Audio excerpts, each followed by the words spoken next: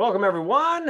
This is Junipero Serra High School and the Creative Solutions for the Global Good class welcoming you to tonight's presentation. Students in the Creative Solutions class not only have the chance to meet interesting speakers, but also develop a project that speaks to their hearts. The idea is to explore what fascinates us and ties to the things we think are important. Through design thinking principles, we work to make the project something meaningful to the larger community. We hope some of you listening in tonight will join us as part of the Creative Solutions class in the coming school year.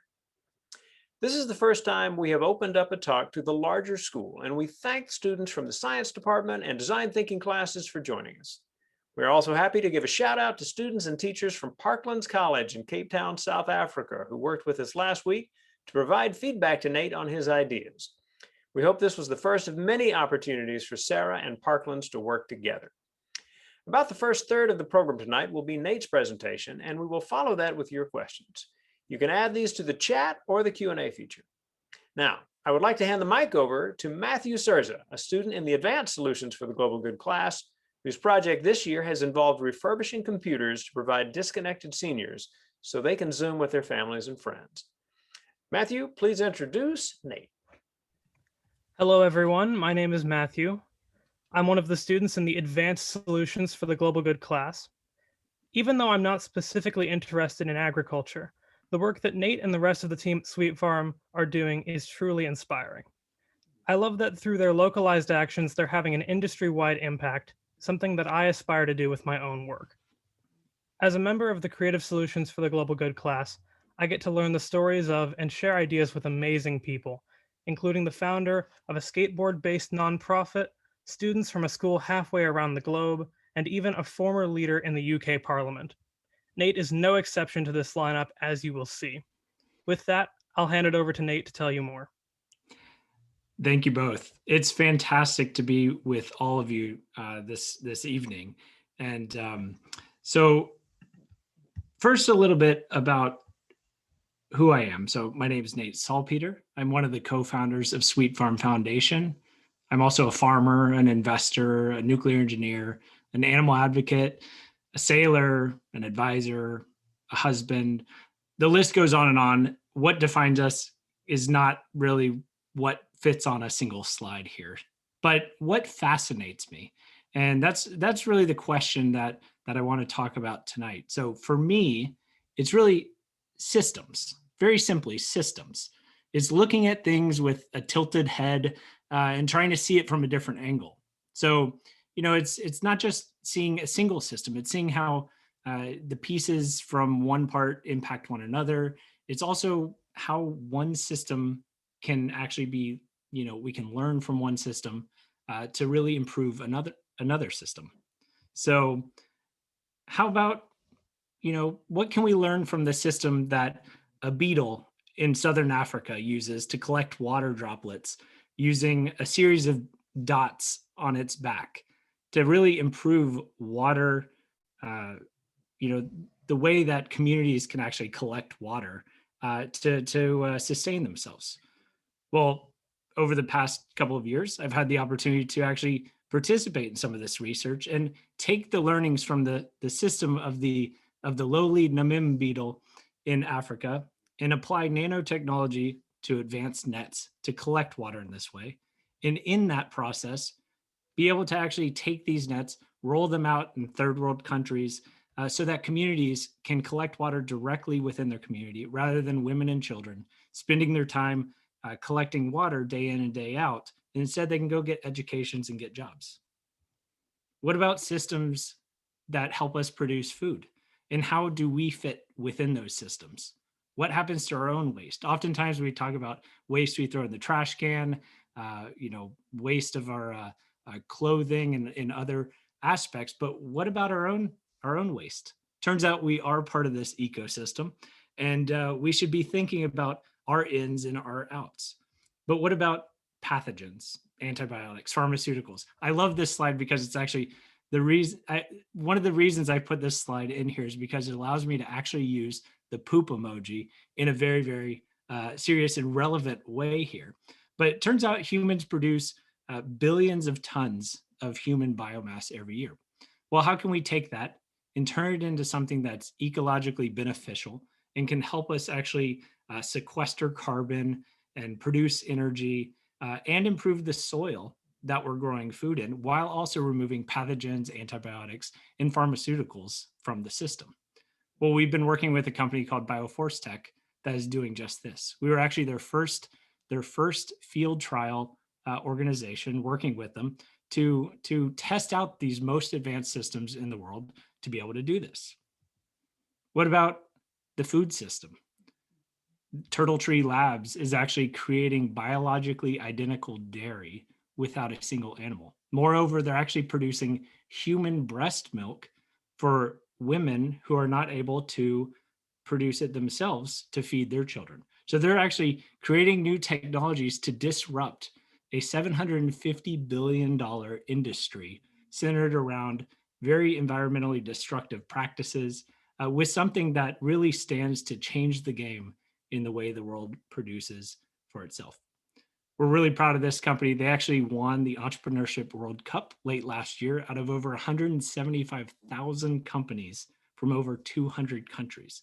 So really amazing work that they're doing. Moreover, how can we use these same technologies to disrupt the way seafood is produced? She-Oak Meats, another company that we placed the very first investment in, is producing shrimp, crab, and lobster without a single animal.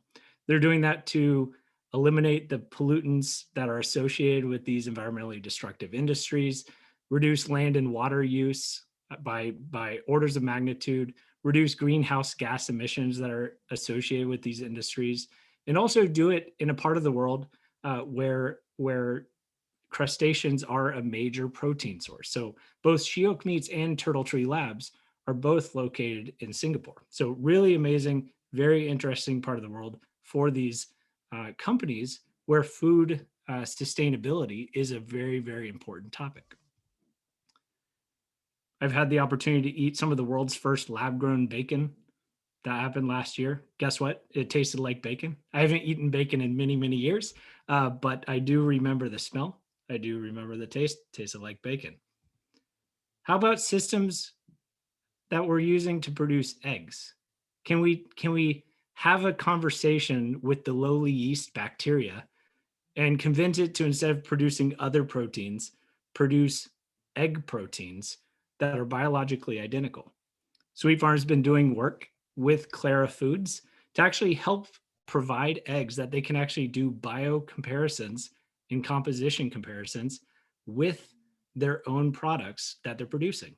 So think about that for a second. Producing eggs without a single chicken. No longer do you need rows and rows of chickens crammed into cages producing eggs. Instead, you can brew it the same way you would kombucha. It's just a fermentation process. But what about other areas that food is being produced? What about convincing plants to be the biosensors, to actually communicate with the farmer and tell them when they're being attacked by pests or funguses?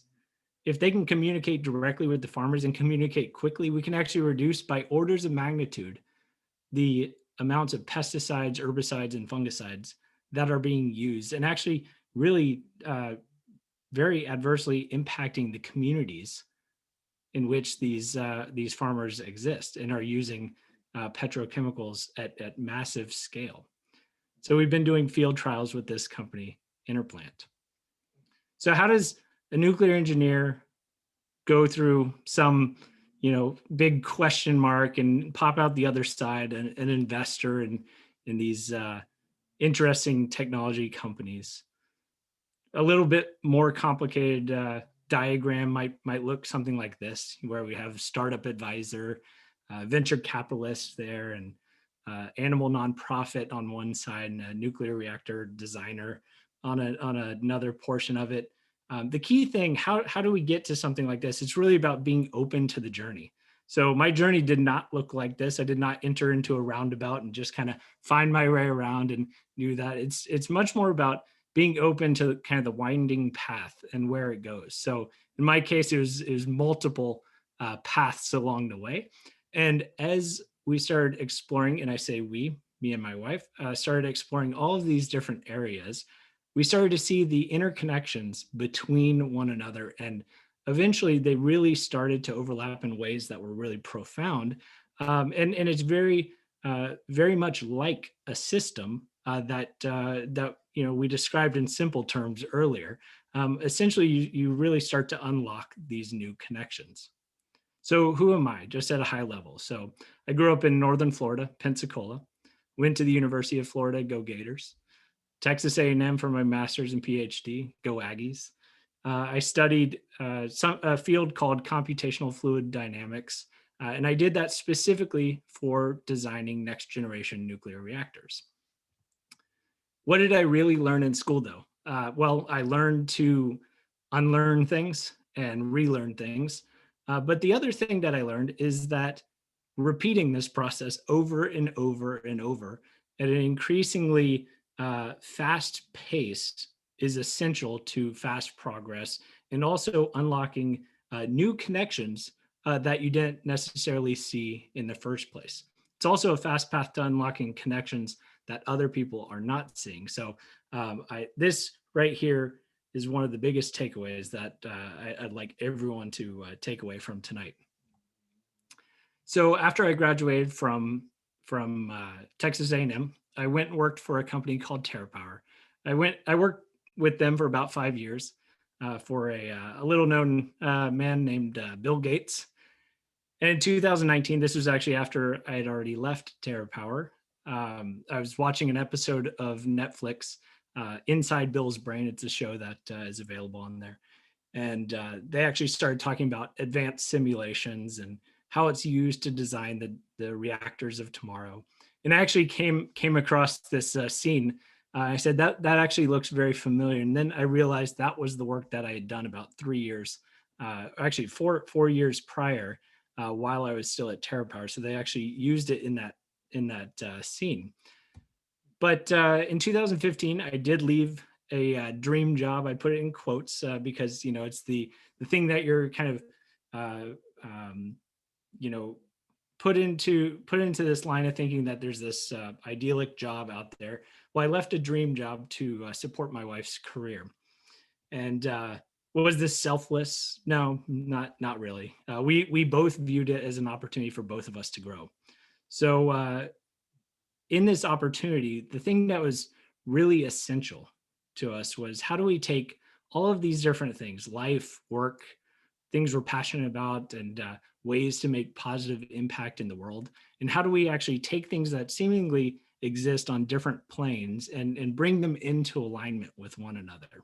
So as opposed to being this doctor trapped in in his little medical world and unable to get out and explore the things that exist outside the glass that he's trapped under, instead it's much more about finding ways to break out of the glass and find a way that they don't exist mutually exclusive, instead can coexist with one another. So what I want everyone to do as well is write in the chat, tell me what matters to you. And when we get into the Q&A, I'll be able to scroll back, and also after this, I'll be able to go back and see what you all say. It's always important for me to understand who I'm talking to and what matters to you as well. So in 2015, after leaving TerraPower, we moved to California. The two of us co-founded a nonprofit named Sweet Farm. I also started my own engineering consulting company. I still worked for TerraPower for a little bit. I started working with a few Bay Area companies as well as national labs doing research in the nuclear field. And my wife, she left a dream job at a company called Valve. So they create Steam. Steam is the largest video game distribution platform in the world. She was actually essential in producing that business, developing that business and growing it. Well, she left Valve, joined a company called Oculus while they were at Facebook, helped them through their launch. And then most recently, she joined also a little known director named J.J. Abrams as the CEO of his video game company, Bad Robot Games. So, but to bring it back, what matters most? How do we bring these things into alignment? Well, for us, it was creating an impact ecosystem. We wanted to create one that had many points of entry around all of these aspects that we were looking to bring into our life's work. The other thing that was essential was throwing convention out of the window. We did not want to create something that was duplicative of the important work that other people are doing. We also didn't want to produce something that was competing with others. It was more important that we complement the work of amazing organizations and individuals and companies out there. And it's really this complementing, not competing, that is essential to a very valuable ecosystem. It's also important that you follow the data. I am an engineer, so I always follow the data. So in our case, we have a couple of things here. We're passionate about animals. You see the chicken down there. We have, this is Chef Chu. He's an entrepreneur that I help with his company and his fundraise. We're also passionate about educating. So we're educating people of all ages. And also we're passionate about growing our own healthy food and growing food for the community as well. So wide range here. But ecosystems are complex. They're complex beasts. It's important to have a strong strategy. It's important to acknowledge the need for openness, participants, building relationships, having value exchange among all of the participants in that ecosystem. Also, bringing in industries, bringing in individuals that you're not necessarily fully mission aligned with, but it's more important to bring individuals to the table to have a very positive communication. Open lines of communication is absolutely essential. So at Sweet Farm, we are rescuing animals, but we've invited the top investors in the world from some of the world's largest meat producers. And a lot of times people ask, why would you do that? Isn't that, the bad guy? In our position is absolutely, not in this situation. In our case, we're trying to bring them out, introduce them to these amazing transformative technology companies to get them to evolve their business model in a way that really stands to feed the world's, extra 2 billion people that are going to be on the planet in the next 30 years. The other thing that is essential for Sweet Farm is acknowledging the complexity of the world. Complexity is key. Here. It's we don't want to oversimplify things, and we take a systems viewpoint when it comes to how we drive impact. So if you're trying to drive systemic change and you take a very, very focused impact approach, it's kind of like changing the timing belt on your car and thinking an entirely new car is going to show up. Of course, the last item, technology, we already kind of covered that. That is how we help these companies that are going to scale that impact as well. So Sweet Farm, now's the mission statement, all of that leading up to the mission statement. So Sweet Farm is a nonprofit organization located near San Francisco. We're right along Highway 1, just south of Half Moon Bay. We're dedicated to creating a compassionate and sustainable world. We're doing that through 3 key areas: education, inspiration, and innovation. So education, that's what are the issues that we're talking about and why are they important? You first have to start with that good base. Then inspiring people to take action in their own daily life. So it's not just educating kids and their parents and the community members. It's educating CEOs. It's educating politicians, investors, entrepreneurs. It's really across the board. Everyone in this world, we're all in this together. So it's essential that we're educating current generation, the people enabling these technologies to take place, as well as the next generation that's really going to, take this on as the rest of the world ages. And then the third piece, innovation, of course, supporting these transformative technologies. So we are redefining what it means to be an animal sanctuary. We do have a farm animal rescue component. We have plant-based agriculture and our technology incubations. And all of these support and amplify one another. They're not mutually exclusive. They all serve a function within this broader ecosystem. So pictorially, this is a little bit what it looks like. We have Gizmo on the left. He was one of our very, very first rescues. He's a Hereford steer. We have our CSA program in the middle. That stands for Community Supported Agriculture Program. So last year we were feeding about 50 or 60 families through the season. And then on the right-hand side, that's Interplant again, that biosensor, Plants' biosensor company, doing some field trials out in our field with us. So at a glance, we are a nonprofit. We have about 140 rescue animals on the property on about 20 acres. We're growing fresh produce. We have 13 full-time team members. We are the creators of the acclaimed Goat to Meeting program. So this was something that went super viral last year. It was, we've since in the last 11 months, we've completed about 8,000 virtual education field trips, talking individually to over 275,000 people on all 7 continents. That includes scientists in the South Pole, not just introducing them to the animals, calling into their groups to put some smiles on faces, but really leaving them with key takeaways, things they can do in their daily life to make their own personal impact, even if it's just a first step. Then, of course, the last item, those food tech, food, ag, and sustainability tech startups as well. So here we are on the map, just for all the locals there. And we mentioned these different rescues. All of them have their own individual stories. They come from abuse, abandonment, factory farms, neglect, illegal rooster fighting operations. Here is Sweet Pea on the left. She actually escaped from a factory farm and was picked up in the Santa Cruz Mountains running around with her sibling Spuds, who's also at Sweet Farm.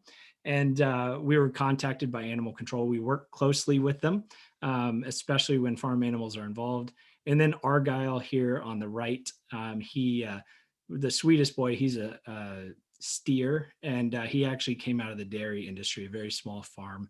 And of course, being a male, he would not be seen as useful in the dairy industry. So we rescued both of these amazing individuals, and they help tell stories for the billions of animals like them that actually don't have that opportunity to speak up for those like them. So we do work with all sorts of folks in the community in our agriculture programs. Here you see a couple of kids participating in the CSA program, picking their own produce. This was in 2019. We expanded the program this past year, and it's continuing to grow. We're now a 4-season agriculture program as opposed to just a single season. And we work with amazing companies, getting them out, getting the hands in the soil to really learn and engage with these programs. Lastly, entrepreneurs, investors, company pitch days. This is a key part of our technology program and how we help these companies get the funding they need to really go out into the world and grow and expand and really change the way the world feeds itself in a much more sustainable way. So here we have Arturo Elizondo on the right-hand side. He's pitching a group of investors, all from Brazil. They flew up from Brazil, came out to Sweet Farm. We had top investors from the biggest food companies in the world present, and these kind of opportunities, make connections not just for Elizondo and his amazing company to do what they're doing, but also for those companies that these investors represent to integrate and get invested in those next generation solutions. So they really put their full weight behind them and help them scale and grow and expand all over the world. We also do things like talk with new investors that don't yet invest in these transformative technologies. This is a very key and important part of the work that we do, because it's essential to not just talk with sort of the same old group of people. It becomes kind of unfortunately a kind of good old boys network if you're always within a bubble. Instead, what you want to do is you want to break down those doors, knock on new doors, and invite people out to get engaged in these solutions. So by doing that, Sweet Farm helps unlock many millions, if not billions of dollars to invest in these new technologies. So that's a very important part of our technology program as well, is this investor education. So Sweet Farm, we do a lot of work in animal related issues. But one of the most important things that we've done to address these issues around animal related causes has also been to integrate in the way that the world feeds itself with plants, as well as how technology is integrated into this. Now, personally, the most important thing that I've done in my path has been not settling with a single path, but instead being open to exploring where all of these new tangents lead. So with that, I want to say thank you so much for having me out today. And I'd love to open it up for or turn it over and answer any questions that the audience might have. Fantastic, Nate. I'm excited to pass along some good questions that have come in. The first one that came in was, how do these foods, referring to the foods that are part of the companies you mentioned in the opening remarks, right? How do those foods compare to natural foods from animals from a nutritional standpoint? Yeah, it's a fantastic question. So in particular, yeah, cellular agriculture has a very unique ability, because you're creating individual cells. So if you think about a normal piece of meat, it's comprised of many different types of cells, different types of acids and fats and components in it. Some of those are proteins. Some of those are the things associated with very, very harmful components to our body, right? Like no one associates a hamburger or a fatty piece of rib as being healthy for you. But there are individual pieces that certainly are, that we need, right? Like proteins, which animals get their protein from plants, right? Like we can do that with plant-based proteins, of course, but when it comes to the cellular agriculture aspect of it, we have the opportunity to really engineer these in a way that have the individual proteins, the individual fats, but then can actually replace other harmful components with healthy components. So you can actually work in omega-3s into this process and replace it with, so think fish fats, integrating in fish fats and leaving out the ones associated with red meat that are linked to all sorts of adverse health impacts. So you do have this opportunity to really dial in for health as well. The thing I will add on top of that, though, is when you look at plant-based proteins, for instance, Beyond Burgers and Impossible Burgers as being the two big ones. Sometimes people will say like, well, but those aren't healthy. And my response to that is, but neither is a cheeseburger. No one expects it to be healthy. And that's an important thing. It's important to understand that, these foods are they're things that we eat to, taste good. And, it reminds us of, backyard grilling when we were growing up or whatever it is. And that's totally fine. It's okay that, Impossible Burgers and Beyond Burgers aren't healthy. One thing they are is they're certainly better for the environment. That is absolutely clear. All right. So some questions coming in on both sides here, and loads of great comments about what matters to people, which we may get to as we get a little farther along. A couple of business questions. By the way, that first question was from James. James, thank you for getting that in there. A couple of business questions from Andrew. One was, what was the first company you mentioned? And the second is, does Sweet Farms have any vertical integration plans? Great question. So the first company, this was a partnership with. There's a company over. They're in East Bay, but it's H2. Was it Fog2 H2O? It was a small organization. That one wasn't the actual company, but they were the one leading the research project, also integrating in the USGS into that research plan. And then there was a local beverage company that was using the water to also produce some beverages as well with it. But that was paid for by the other companies. I particularly liked that one because my background is in heat transfer and fluid flow. So for me, it was like right up my alley. To like first company that we ever worked with was like what I studied for 5 years in graduate school to look at. Great question. Vertical integration. Wow. So that we could take that many different ways. So we do view Sweet Farm very much as a model, a way that you can take, the farming model is very tricky, especially as like big companies are coming in and kind of pushing small farmers out. How can you create a model that's sustainable and it's circular and the ecology is all tied together? We've really built Sweet Farm as a model that can be replicated in other places as well. And part of that is also, our ability to work with others and partner with others. So we do have a lot of aspects that work well because of the location that we're at. However, each spot is different. Every soil is different. Every team is different. Every skill set is different. Every interest set is different. So in thinking about how we take this model and replicate it around, it's a unique approach, but it's an ecosystem-based approach is really the way that we want to help roll that out among the community as well.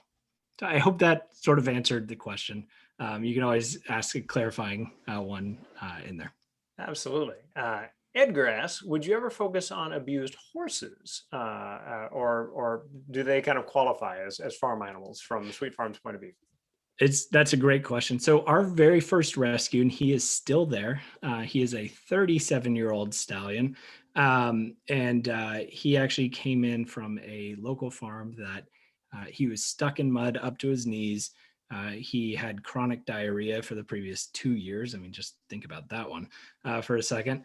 And it was a very unfortunate situation. He was going to be put down unless another home could be found for him. So we actually brought him in. He was our very first rescue. Gizmo, the cow, the steer, he came in right after. The two of them are best friends. Highly encourage everyone to look up Gizmo Loves Sturgis on YouTube. There's a great video of the two of them running around playing like a couple of puppies. So yes, we have rescued horses before.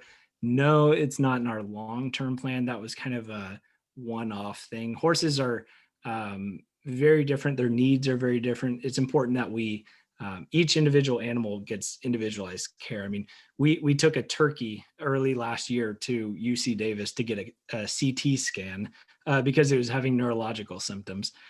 So you can imagine how much that cost to give that animal its care. Scale that up for a horse. You look at a horse the wrong way, and it's going to cost you a couple $1,000s. But even so, there are plenty of organizations doing equine rescue. So it's important that we stick to some of our areas as well. But that's a fantastic question. And is that video the Sweet Farm Love Story video? Yes, it is. Yeah. If you pop that in, I will pop that into the chat for everybody. I'd encourage you to hold off watching it until we're done with our webinar. But if you want to call it up just so you've got it at the ready, that makes sense. Colin asks, is your company trying to convert harmful meat-making companies to become more clean? Fantastic question. Yes. So this is part of our technology initiative where we bring out investors even from the meat companies that are looking to evolve their business model. So you see this a lot among companies that are now putting out their own plant-based version, or they're investing in these companies. Tyson Foods launched a venture studio investing specifically in cellular agriculture. Cargill has done the same. Many of these companies, they recognize that they are not animal. They are not animal protein companies. They are just protein companies, and they're really starting to realize this and integrate in plant-based approaches, but also looking into the future. So we absolutely we love talking to them because it gives us an opportunity to educate them and also get them excited about what's on the horizon. We also talk with generational farmers from Brazil. One of that group from Brazil that came up, 40 investors who were out at the at the farm, and among them, they're all tied to agriculture or food production in some way.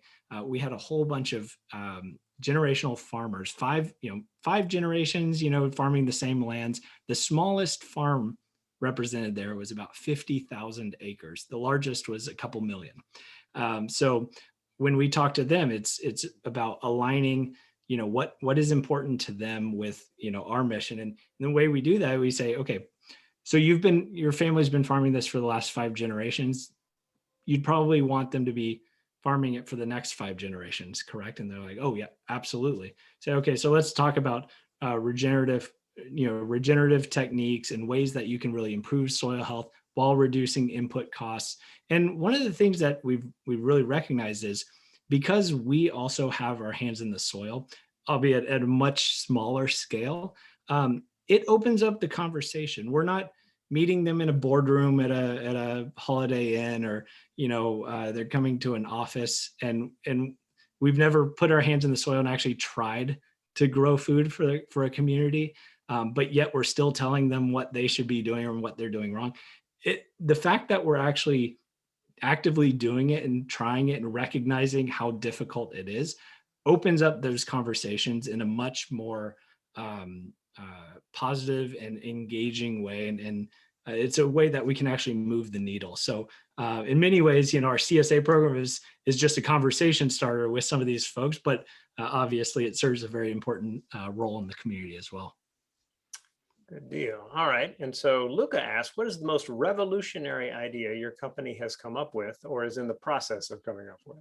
Oh, well, so I should be clear. So we are not spinning out all of these different tech companies. There's a bunch of brilliant minds from all over the world that are generating those. But one of the things that we are working on, that this is something that we kind of stumbled upon and ideated, and it was a combination of people, as well as we saw a problem on the farm and we turned it into a very positive solution. So our duck pond, this is where we have all of our rescue ducks and geese. It's also our agriculture pond that irrigates the land, right? Well, all of those ducks and geese, they poop in the water, right? So that poop, it's heavy in nitrogen, it's heavy in phosphorus. Turns out for plants, you need 3 key things. You need N, P, and K. And to nitrogen, phosphorus, and potassium. And those 3 aspects are key to growing productive plants. Well, if you were to go buy synthetic fertilizer, you'd be buying essentially NPK in a bag. It's produced using what's known as the Haber-Bosch process. It was developed in World War II for explosives, but turns out that unlocked the growing potential for the world. Turns out it's also very green. It's a huge greenhouse gas emitting process as well. So now, of course, with organic growing, they're moving back in the other direction, eliminating synthetics, using more things like manure and other byproducts. Well, turns out those byproducts are things like bone meal, blood meal, feather meal, fish meal, all of the byproducts from animal agriculture. So whether you are a lifelong vegan or plant-based person, but you're eating produce, you're still eating produce more than likely that's been produced, and supporting the animal agriculture industry, which is still, a huge destructor of environments and whatnot. So what's really interesting is if you can help farms close the loop and improve their soil in unique ways, you can actually help reduce the dependency on these secondary and tertiary marketplaces that are spun up from animal agriculture. I could do a whole lecture just on market analysis and the Food and Agriculture Organization of the UN. That's like my hobby, is just looking at the data on that front. But what we've done is we actually take this pond that has all these nutrients in it, and it grows this layer of what's called duckweed. So it's a floating aquatic plant. So if you've ever seen algae blooms in waterways, it's due to excess nutrients. So our pond, it had excess nutrients. It started to grow this layer of duckweed. and it doubles in size like every other day until it fills the entire pond. And we didn't know what to do. So I did some research. Turns out just in 2019, there was a research report specifically on duckweed and its nitrogen and nitrogen values specifically, and comparing it to normal compost. Turns out duckweed has twice the nitrogen content of normal compost. So what did we start doing? We took the green duckweed, so it's green live matter. It's also wet. We started layering it into our compost that would come out of the bedding from our barn. Start layering that in. Then we have the biochar, which we also layer in. So the biochar is these carbon structures. Start layering that in. So all of a sudden, we've created this system that is producing compost that's much more nutrient dense and nutrient rich, and also has the biochar, which slow releases it back into the plant's roots as well, increases water holding capacity of the ground, carbon content of the ground, all of these different things while cleaning up our waterway. I would say in the last year or so, that is one of the things I'm most proud of. So you talk about systems being fascinating to me. I think just through that one explanation that took longer than any other question, you probably get the sense that I'm a little bit crazy when it comes to how I think about how things interact with one another. Great question. Fantastic. Now, by the way, for everyone asking questions, we've got a load of questions. Thank you for tossing these out. We'll get to as many as we can for sure. Cameron asks, is the seafood industry as harmful to the environment as the meat industry? Oh, that's a great question. Yeah, absolutely. So if you look at like land-based animals, it's around 70 to 75 billion land animals a year. If you look at the seafood industry, it's there's a wide range. It's somewhere between 30 billion and 140 billion, depends on classifications as well. Now it is interesting, depending on which industry you're talking about, it widely varies, but you consider, yes, of course, all the fishing vessels, but think about all of the nets involved, the microplastics, all of those different things going into the ecosystem, not breaking down, or if they do, they find their way into the rest of the ecosystem as well. That's just, of course, one aspect of it, but of course, the other component of it is when you think about what is considered a culinary fish, right? Culinary fish, your salmon, your tuna, your bluefin tuna, sardines, sure, but like there's so many varieties of fish in the world, and yet the world consumes how many types do you see out in a single grocery store? You'd be lucky if you see maybe 7 or 8 different types of fish in a single grocery store. And that's pretty consistent all over the place. So within an ecosystem that relies on biodiversity and ins and outs and exchanges between species and animals and, feeder species and apex species and, bluefin tuna, for example, you go out and you overfish a single species to the brink of just decimating its population within that ecosystem, and all of a sudden you've broken a very important part of the chain. So I would say that's probably one of the biggest impacts and we don't fully know. These are very, very complex systems.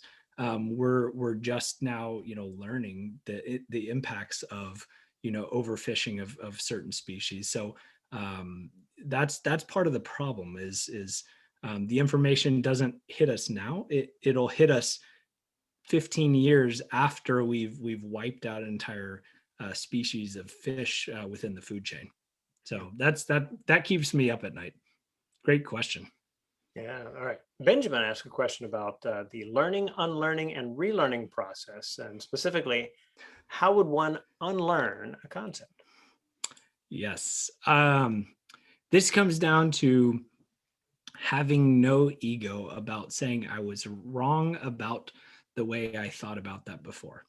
And it's also no ego about telling those around you I was wrong. Like I can't tell you how many times a day I tell my wife I was wrong about, oh, it turns out like, no, that was, I thought it was one way. No, it's a different way. But if you go into a discussion, and I don't say it's not an argument, it's a discussion with someone, and I take a position, and someone else takes a position, and you go into it without the ability to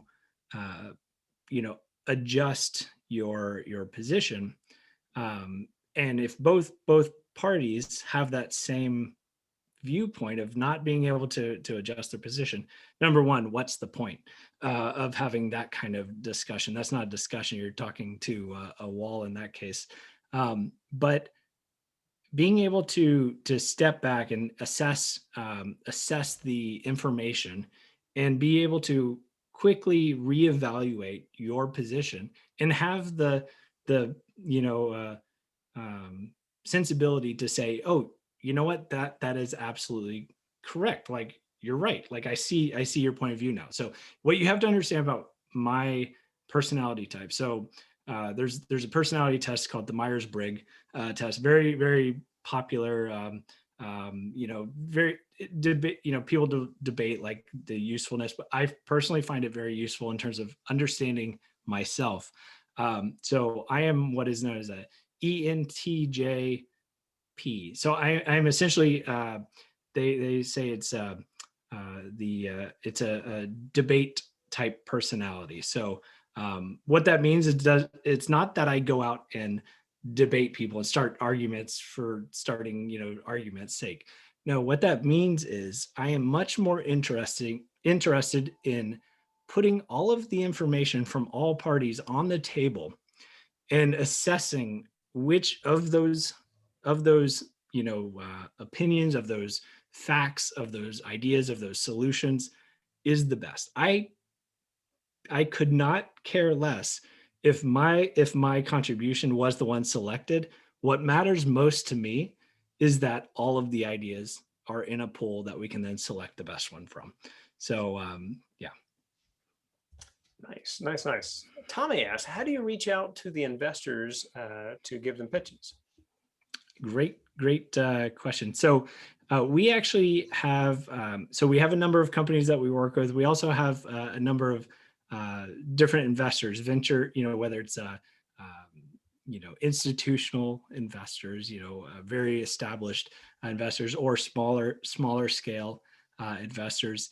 And the way that we do that is it's really kind of network based. So if you think about, so I'll just use the example of an event that we had in late 2019. It was our first innovation dinner, Sweet Farm Innovation Dinner. We had about 30 founders of companies ranging in size, scale, and publicity, if you will. So we had stealth mode companies that hadn't even announced, that they weren't even really telling people too much at this dinner. All the way up through, we're good friends with one of the founders of Oatly, which of course the big news is that Oatly's IPOing for many billions of dollars. So we had this wide range of entrepreneurs. And then we also had our network of investors, but each of those entrepreneurs also have their own network of investors. And we start talking to them about like who would be useful to talk to, who do you have in your network? Could you invite them? Maybe they'd be interested. So it really relies on just like, it's just this, positive opportunity for everyone to get engaged. So we ended up having about 25 to 30 investors, 30 or so founders of all of these different companies. We also invited some friends that were, one is lead climate writer for the New York Times. And, so the point of this dinner was not for us to talk to them. The point was for them to talk to each other. So we sat them down, curated this list of participants very carefully to make it as impactful as possible. And it's an easy way to take a few $1,000s that it costs to put on this dinner, also featuring a lot of unreleased products from these companies. Take a few $1,000s, host a dinner like this, And guess what? It results in millions and millions and millions of dollars being put into these transformative companies that may have not had that opportunity for that investment otherwise. So right. network effect. There we go. Network effect. All right. There are a number of questions that are built around the safety of foods. I'll use Kyle's question for those. Are there any adverse effects to animal-free foods that you've to the foods that you've mentioned, and how is the development going with regard to identifying those issues? Yeah, it's a great question. So the first thing to remember is that these different proteins, like let's talk cellular agriculture for a second. I think that's probably where the question is centered. One important thing is to remember this is these are biologically identical proteins to what's sold in the grocery store. The thing that lab grown meats don't have, they don't have contamination from things like E. coli and other bacteria. Cellular agriculture, lab grown meat has not been grown using antibiotics, which, by the way, something like 60+% of the world's antibiotics are used to keep animals alive in conditions that are non-hospitable to healthy animals. That's also, as we all know, it's driving increased resistance both for bacteria as well, pathogens and viruses. So it's antivirals and antibiotics. In many countries, the ones that are not allowed in the US that are like top tier antibiotics for treating diseases can be used. So it's not a good situation. So these do stand to reduce and eliminate the need for it. But biologically identical proteins plus removing out some of those compounds that are, that we already know have negative impacts on one's health is an important piece of it. But also keep in mind, we have an amazing Food and Drug Administration as well. They go through, are working very, very closely with these companies to develop rigorous, regulation plans for it. And in many ways, the meat that one day we'll see in the grocery aisle will, in many ways have less, it'll be a more sort of pure form of what we're going for without additives, without these negative aspects that we're already trying to remove from the system. So antibiotics, for instance. All right, a couple of real nice shout outs to Dr. Mann on a lesson that she did related to the same topic. Awesome. And Cheyenne, if I am mispronouncing your name, apologies. Looking back on your professional career, how much of what you studied in college has actually been used in your daily work? Great question. I would say a lot of it, because I still do work with nuclear companies. I work with a company called Kairos Power currently out in Alameda. They're developing a amazing technology, combining some different concepts, pebble bed and molten salt, and very, very amazing company. So yes, I still do that. But what's really interesting is you look at these other technologies. So Turtle Tree Labs, for instance, they're producing dairy, and it's a process. So of course they still produce the cells that are actually producing the dairy proteins, but they can line these little microtubules that essentially mimic an udder, right? An udder or a breast, and you can basically produce the dairy, the milk from it. So what is that in essence, right? We're talking about microfluidics, and I won't get further into it than that, for the sake of keeping it high level, but there's a lot of fluid mechanics involved in that. When you're talking about growing lab grown meat, it's grown in what are known as bioreactors. So you have this temperature controlled, nutrient controlled bioreactor that is slowly mixing it so these cells can go from 1 cell to 2 cell to 4 cells to 8 cells. And in that process of mixing, you don't just put it in a blender and mix it up. These cells are very, very fragile, right? They have very thin walls on their own. So if you mix it too quickly, you create what's known as a shear stress, and that just by, even if you don't hit it with the mixing paddle, but you mix it too quickly, you can actually get this cell to break apart. So that's a fluid mechanics problem, and people are using the exact same simulation techniques that I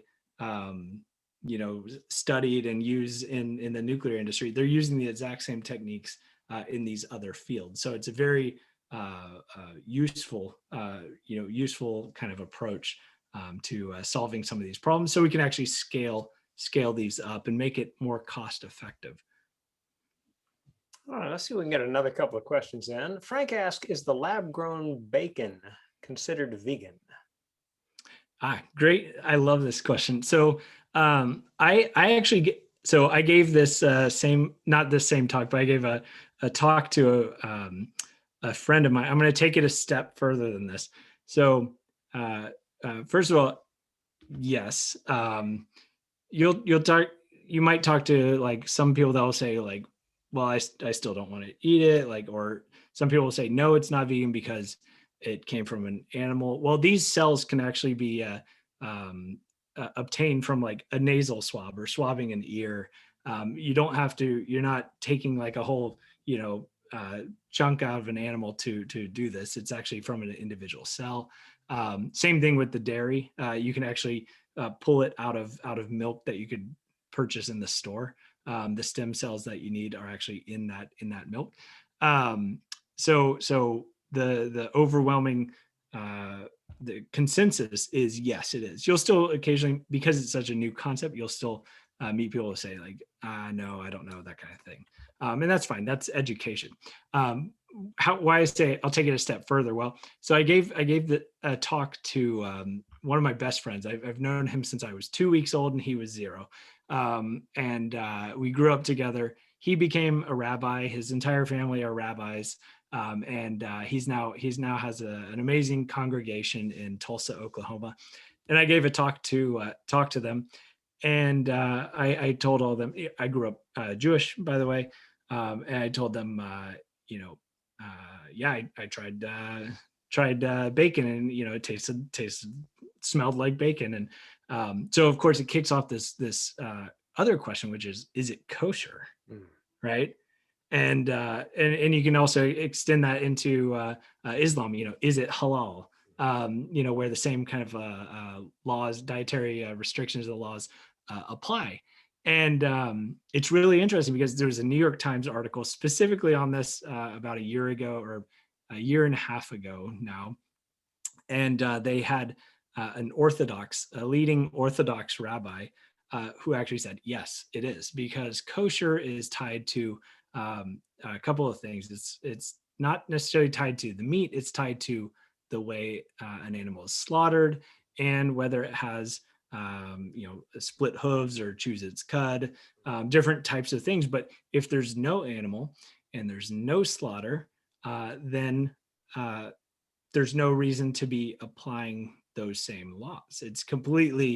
It's no longer considered, you don't have to say whether it is kosher or not from the perspective of meat, because it's no longer fits that strict guideline. So we could definitely talk about that more, but it's just such an interesting topic for sure. Yeah, great question. Fantastic. Well, we'll have one more question, but before we do that, I want to pass out some thanks. First of all, to the different teachers who have taken part of this, and for all of the students of Mr. Plett.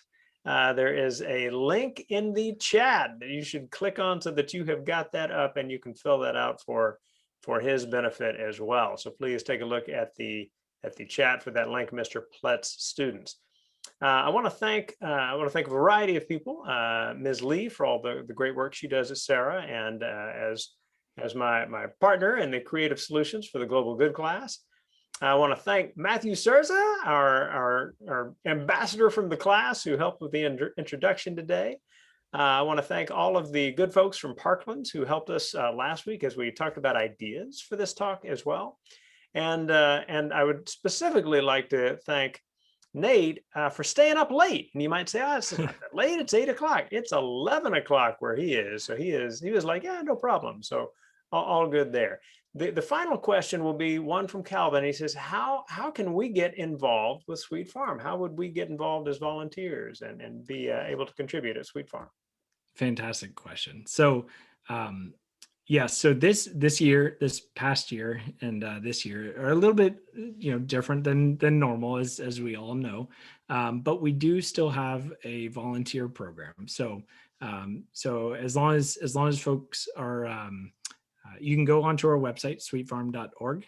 You can see it there. But I think it's as long as folks are 16 and above, you're able to volunteer out on the farm. There's a process for that, so please sign up. We have large animals around. There's some process involved. It's very important that everyone is safe on the farm, because in order to have a good time, supporting and working and doing that, it's only fun if you're also safe at the same time. So we do trainings on a monthly, sometimes bi-monthly cadence. So get signed up. You'll get emails about when those trainings are. We have programs that are helping out in the ag program, getting food in the ground, learning about how food is produced, helping with the harvest once the CSA program starts. We have harvest leads. We have all different kinds of things. And then on the animal side, of course, getting involved, shoveling poop and, running hay out to, for Gizmo's lunch, on the field, things like that. There's always something to do. So we definitely love and appreciate our volunteers. We have a very passionate and amazing group. So absolutely, we'd love that. We definitely can use more hands in the ag program right now, especially as we're getting ready to start our season. So that's a big shout out for all of you folks who think you might be interested in learning how to start your own garden, or you just want to participate with us out at Sweet Farm. So we'd love to have you out. Thank you for the question. Fantastic. And for all of you who asked questions that we didn't get to, I will thank you for contributing those. We hope that plenty of you will take a look at your plans for next year and decide, maybe that creative solutions class is something I need to do. We would love to have you take part, where what we do is we explore cool ideas in every way we can, and talk to people like Nate, who are changing the world in all sorts of wonderful ways. So Nate, thank you again. And Matthew and everyone, thank you again. We will stop the recording, but we hope that we will be able to have you take part in future programs very soon. Thank you.